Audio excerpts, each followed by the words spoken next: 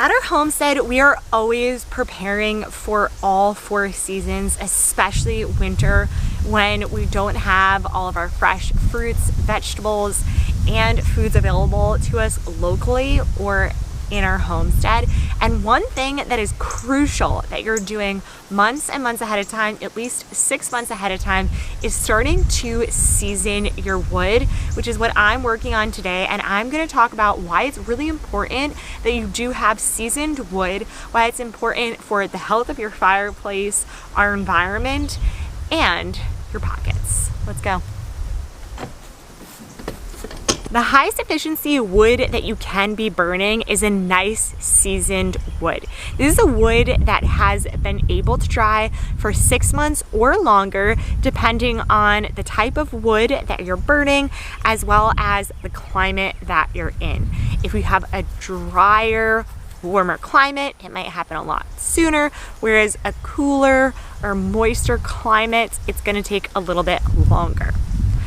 Our wood usually takes around 6 to 12 months, but you can always leave longer as well. So it's not something that you can't leave for an extended amount of time, although we're usually burning it in our wood burning stove. And what's really important is we like to make sure that we're using the most highly efficient wood so that it's actually going to keep our house warm all winter long.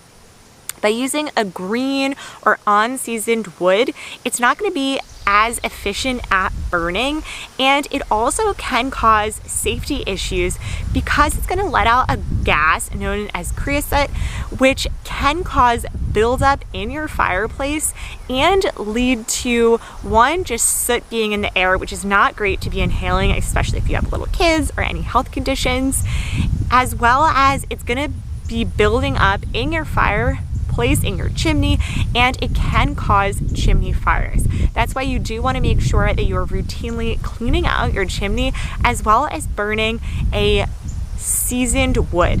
That greener wood is going to let out a much higher amount of creosote. Not only will it produce less creosote in your house, but it's going to release less pollutants into the air, which makes it a much more environmentally friendly wood to be burning. It's also going to be a lot easier to use.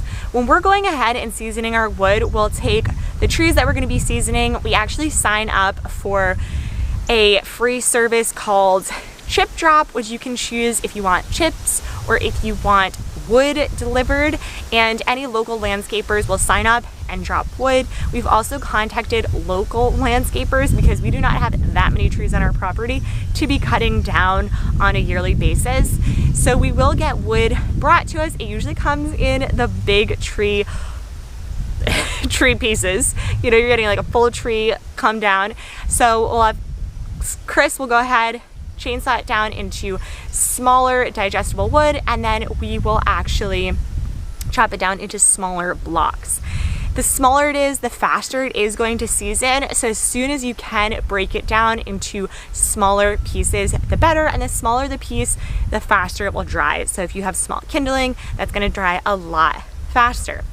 Now, this drier wood, it's going to have a lot less moisture in it, and you can understand if your wood is properly seasoned in a few different ways, which we'll review in just a bit. But the less amount of moisture is also going to mean that it's easier to use. It's going to be easier to light and easier to burn, and it's also going to be a cheaper source if you are having that unseasoned wood. Now, Now, if you are purchasing your own wood, which you can purchase at any big box stores, from any people that sell it locally, check Facebook Marketplace, or if you are dropping your own trees or collecting trees from landscapers, this is a great way to get a cheaper free source of wood. But having that seasoned wood is going to be a lot cheaper in your pocket as well, because it's going to be more efficient at burning. It's going to have a much longer and better burn time than it would with a greener piece of wood. let's talk about how to make sure that your wood is actually seasoned correctly. Just by looking at your wood, you might be able to tell that it is moist or dry.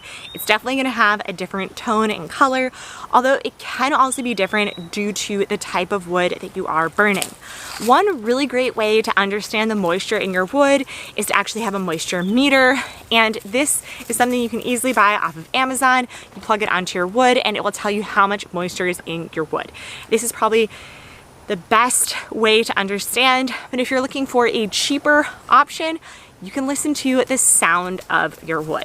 Here's the sound of very moist wood. I just cut this. We just got this off of a tree that was recently cut down, so you'll be able to hear this versus our dry wood.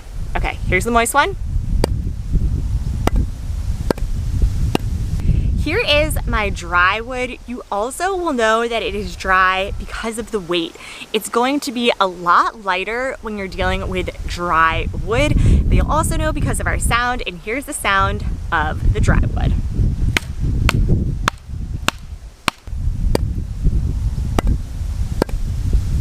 By burning this dry seasoned wood, it also means that you're going to be saving on your chimney and fireplace. The better quality wood that you burn, the longer you'll be able to have your fireplace last. If you are burning a green, unseasoned wood, it is going to lead to a buildup within your fireplace, as well as it's going to hurt the long-term health of your fireplace, and you will have to most likely do a lot more work as well as replacing it a lot sooner than if you were actually burning a more efficient wood. Preparing for winter at the homestead is something that all of us are thinking about on a daily basis, but make sure that you're always thinking about those cold winter nights, not only with what you're stuffing in your belly, but how you're warming your house. If you want to be more self-sufficient, then being able to heat your house with wood is a great way to do this, and making sure that you have nice seasoned wood is something you should be thinking about in the heat of summer. Although it's going to be a strenuous, hot task cutting that wood, it's something you really want to be planning for. Make sure that you're creating a space for your wood to really season well. This means creating a space that is nice and covered and that is lifted off of the ground. It allows for air to go through it, through the sides, but it is going to have the covering so rain or snow cannot get on it from the top. We've created our own wood tool right here, just using old pallets, but you can also buy your own structure like this one from Life, which is really great. Also really great to store it next to your house and keep your wood dry throughout the winter. I hope this is helpful. I hope that you're starting to season your wood now, and I have another video about seasoning wood that I'll add here. See you guys again next time. Have a good one. Bye.